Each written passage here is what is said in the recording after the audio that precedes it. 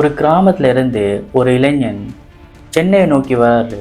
அவர் வரும்போது கையில பெரிய அளவிலான பணமோ அல்லது எந்த ஒரு பேக்ரவுண்டோ எதுவுமே இல்லாம தனி ஒருத்தரா அவர் சென்னைக்கு வராரு. பட் அவருடைய ட்ரீம் மட்டும் ரொம்ப பெருசாகவே இருந்தது. அந்த ட்ரீம் ஒட்டுமொத்த தமிழ் சினிமாவையும் மாற்றியது. இவ்வளோ பெரிய பாராட்டு, இவ்வளோ பெரிய ட்ரீம், இதுக்கெல்லாம் சொந்தக்காரர் யார் தெரியுமா? அவர்தான் சமீபத்தில் இவ்வுலகத்தை விட்டு பிரிந்த எமது இயக்குனர் இமயம் திரு பாரதி ராஜா அவர்கள்.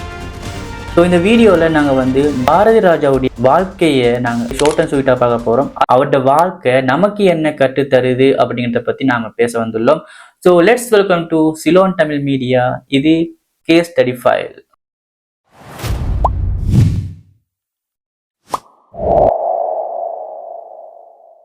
ஒரு காலத்துல தமிழ் சினிமா என்றாலே ஸ்டூடியோ செட்டுக்குள்ள முடங்கி கிடந்தது.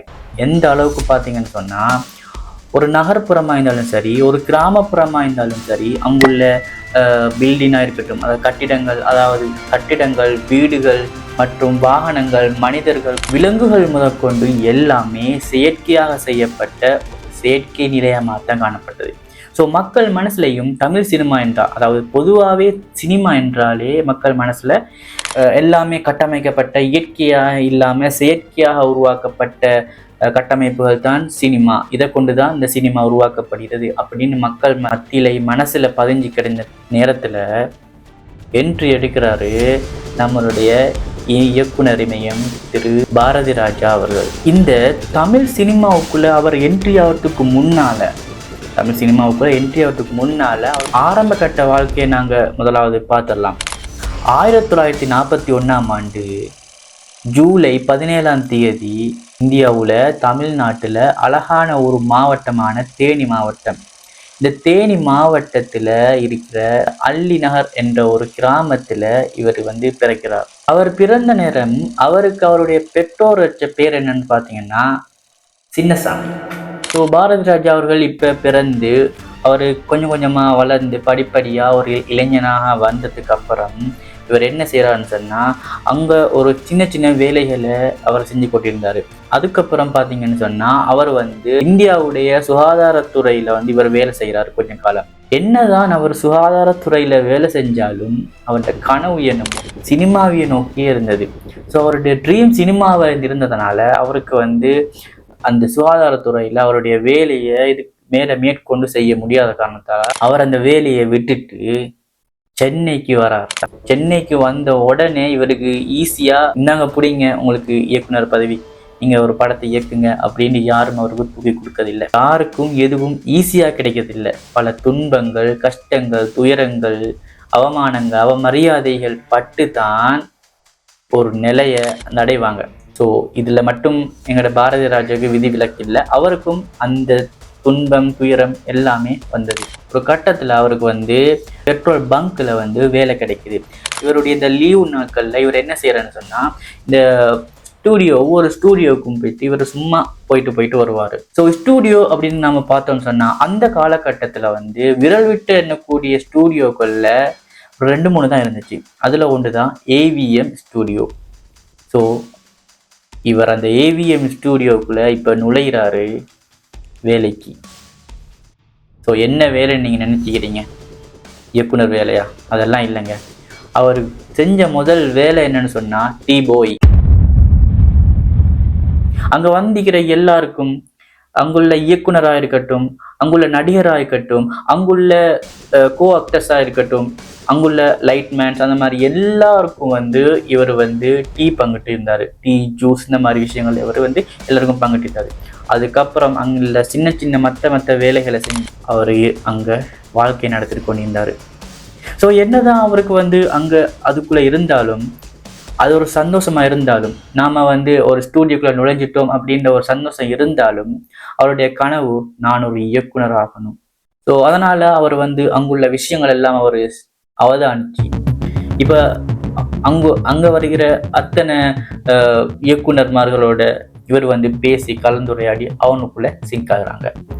ஸோ அதுக்கப்புறம் என்ன நடக்கிறதுன்னு சொன்னால், இந்த ஏவிஎம் ஸ்டூடியோவில் இருந்து ஒரு சின்ன ஒரு தவறுதனால இவரை வந்து வெளியேற்றினார்.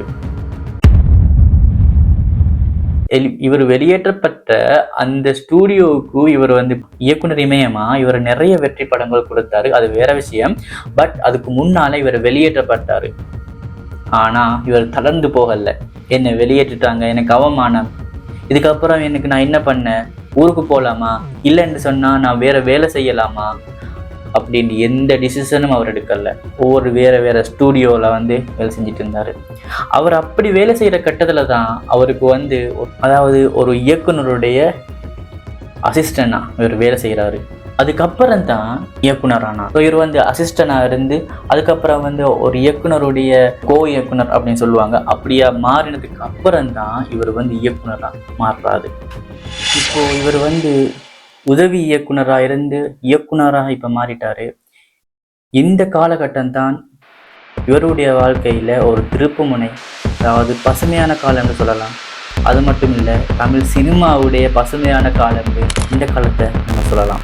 1977 இவருடைய முதல் திரைப்படத்தை இவர் உருவாக்க போறாரு. இவருடைய முதல் திரைப்படத்தின் பெயர் என்னன்னு பார்த்தீங்கன்னு சொன்னா 16 வயது நிலை. இதுதான் இவருடைய முதல் திரைப்படம். இந்த திரைப்படம் தமிழ் சினிமாவையே ஃபுல்லா மாற்றியது. உங்கள்கிட்ட நான் ஆரம்பத்திலே சொல்லியிருந்தேன், ஆரம்ப காலத்துல தமிழ் சினிமா என்றாலே ஒரு ஸ்டூடியோ செட்டுக்குள்ள தான் இருந்துச்சு. ஸோ அதை இவர் வந்து உடச்சி தமிழ் சினிமாவில் செட் போட்டு செஞ்ச ஒவ்வொரு விடயத்தையும் வந்து இவர் நேரடியாக ஒவ்வொரு இடத்துக்கும் கொண்டு போனார். அதாவது ஒரு கிராமம் என்றாலும் சரி, ஒரு நகர்ப்புறம் என்றாலும் சரி, ஒரு ஏரிப்புறம் என்றாலும் சரி, அவர் அந்த கேமராவை அப்படியே அந்த ஊருக்கு எடுத்துகிட்டு போய், அந்த கிராமத்துக்கு எடுத்துகிட்டு போய், அந்த நகரத்துக்கு எடுத்துகிட்டு போய் அங்குள்ள அழகான இடங்களை வந்து ஷூட் பண்ணார். ஸோ இந்த ஒரு சேஞ்ச் ஒரு பெரிய புரளியை ஏற்படுத்தியது. ஸோ இப்படியும் படம் எடுக்கலாமா அப்படின்ட்டு பல இயக்குனர் மத்தியிலையும் பல மக்கள் மத்தியிலையும் இது வந்து மனசில் தோன்ற ஆரம்பிச்சு. முதல் படத்திலே தேசிய விருது எடுக்கிறாரு, அதாவது 16 வயது நிலை. ரொம்ப வெற்றி படமா மாறி தேசிய விருது இந்த படத்துக்கு கிடைச்சது. இது பாரதி ராஜாவுடைய பெரிய ஒரு திறப்பு முனை. பாரதி ராஜா மட்டும் இல்ல, இந்த ஒட்டுமொத்த தமிழ் சினிமாவுடையும் ஒரு பெரிய திருப்பு முனையா இந்த திரைப்படம் மாறியது. இவர் எடுத்த அத்தனை திரைப்படமும் இவர் எங்க அவமானப்படுத்தி எந்த ஏவிஎம் ஸ்டூடியோவால வெளியாக்கப்பட்டாரோ அந்த ஸ்டூடியோ நிறுவனத்தின் ஊடாக, ஸோ அந்த ஏவிஎம் ஸ்டூடியோவுக்கு இவர் ஒரு மிகப்பெரிய வெற்றியை கொடுத்தாரு. ஒரு திரைப்படம் இல்லை, கிட்டத்தட்ட 4-5 திரைப்படங்கள் இவர் அந்த ஏவிஎம் ஸ்டூடியோவுக்கு இவரால் ஒரு வெற்றி திரைப்படமாக இவர் கொடுக்குறார். இதன் மூலம் நம்ம என்ன தெரிஞ்சுக்கணும்னு சொன்னா, ஒருத்தரை நாம சாதாரணமாக நினைச்சிடக்கூடாது. ஒவ்வொருத்தருக்குள்ளேயும் ஒவ்வொரு திறமை இருக்கும். அந்த திறமைய வெளிக்கொண்டு வந்தா அசுரத்தனமா இருக்கும். இவர் இது மட்டும் இல்லாம நடிகர்களையும் இவர் வந்து அறிமுகப்படுத்தினார். ஸ்ரீலங்காவை சேர்ந்த ராதிகா அவர்கள், கார்த்திக் அவர்கள், ரேவதி, ராதா, இந்த மாதிரி நிறைய எக்கச்சக்கமான நடிகர்களை இவர் வந்து அறிமுகப்படுத்தி தமிழ் திரைப்படத்துறையில இவர் அறிமுகப்படுத்தி வைத்தார். இவருக்கு வந்து இயக்குனர் இமயங்கிறது சும்மா. பாரதி ராஜாவுடைய அவருடைய திரைப்படம் என்றாலே ஒரு தனி சுவையான ஒரு கதை இருக்கு. ஸோ இவருடைய சாதனைகள் அப்படின்னு நம்ம பார்த்தோம்னு சொன்னா, ஒரு ஸ்டூடியோக்குள்ள முனையும் கிடந்த தமிழ் சினிமாவை இவர் வந்து வெளியில கொண்டு போனார். அடுத்தது பார்த்தீங்கன்னு சொன்னா, இவர் 40 மேற்பட்ட திரைப்படங்களை தமிழ் சினிமாவுக்காக அவர் படைத்திருக்கிறார். அது மட்டும் இல்ல, 6 தேசிய விருதுகள் இவர் பெற்றிருக்கிறார். ஸோ இவருக்கு ஒரு பத்மஸ்ரீ விருதும் இருக்குது. ஸோ இயக்குனர் இமயம் என்ற பெருமை அவர்கிட்ட அடிக்கிட்டே போகலாம். இப்போ நான் சொன்ன இவருடைய வாழ்க்கை கட்டங்கள் நான் ஷூட்டை தான் சொன்னது. டீப்பாக நான் இதை நான் சொல்லலை. டீப்பாக சொல்லணும்னு சொன்னால் இந்த டைமிங் போதாது. ஸோ நான் இப்போ சொன்ன விஷயங்கள் மூலம் நீங்கள் என்ன தெரிஞ்சுக்கொண்டீங்க? ஸோ நான் தெரிஞ்சுக்கொண்டதை நான் உங்களுக்கு சொல்ல போகிறேன். நீங்கள் என்ன தெரிஞ்சுக்கொண்டேன்னு சொல்லி நீங்கள் கமெண்ட் செக்ஷனில் சொல்லுங்கள். ஓகே, இப்போ என்னென்னு சொன்னால், ஃபஸ்ட்டு வந்து இவர் வந்து ஒரு இடத்துல வேலை செய்கிறாரு. ஸோ இவருக்கு இன்னொரு ட்ரீம் இருக்குது இல்லையா? அது மாதிரி தான் எல்லாருக்கும் ட்ரீம் கொண்டு வாங்க. அந்த ட்ரீமை நோக்கி நீங்கள் பயணம் செய்யுங்க. எந்த தடை வந்தாலும் அந்த ட்ரீமை நீங்கள் நேசிங்க. ட்ரீமோட நீங்கள் எப்போ இருங்க, அப்போ தான் நம்ம வெற்றி காணலாம். நீங்கள் ஒரு கனவை நீங்கள் வந்து நினச்சிட்டீங்கன்னு சொன்னால் அந்த கனவை நோக்கி நீங்கள் நடங்கன்னு அவர் சொல்லி தராரு. இவருடைய வாழ்க்கையில் நாம் எடுத்துக்கொள்ளக்கூடிய ஒரு பாடம். இன்னொரு விஷயம் என்னென்னு சொன்னால், நம்ம போகும்போது நமக்கு கஷ்டங்கள் துன்பங்கள் எல்லாம் வரும். அதெல்லாம் நாம் சமாளிக்கணும்.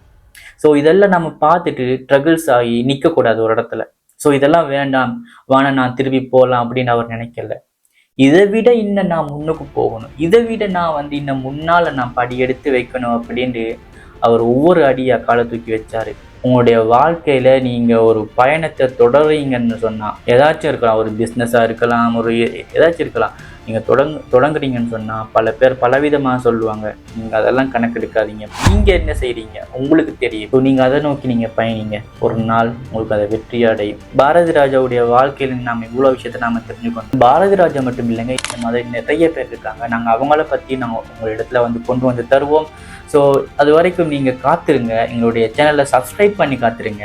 ஸோ லைக் பண்ணுங்க, கமெண்ட் பண்ணுங்கள், அடுத்தவங்களுக்கும் ஷேர் பண்ணுங்கள். ஒரு விஷயம் இன்னொரு 4-5 பேருக்கு தெரிய வந்தால் அவங்களுக்கும் பெருமதியாக இருக்கும். ஸோ அவங்களுக்கெல்லாம் நீங்கள் இதை ஷேர் பண்ணுங்கள். ஸோ இன்னொரு நல்ல ஒரு வீடியோவில் சந்திக்கும் வரை விடைபெறும் நான் உங்கள் என்றென்றும் நம்ம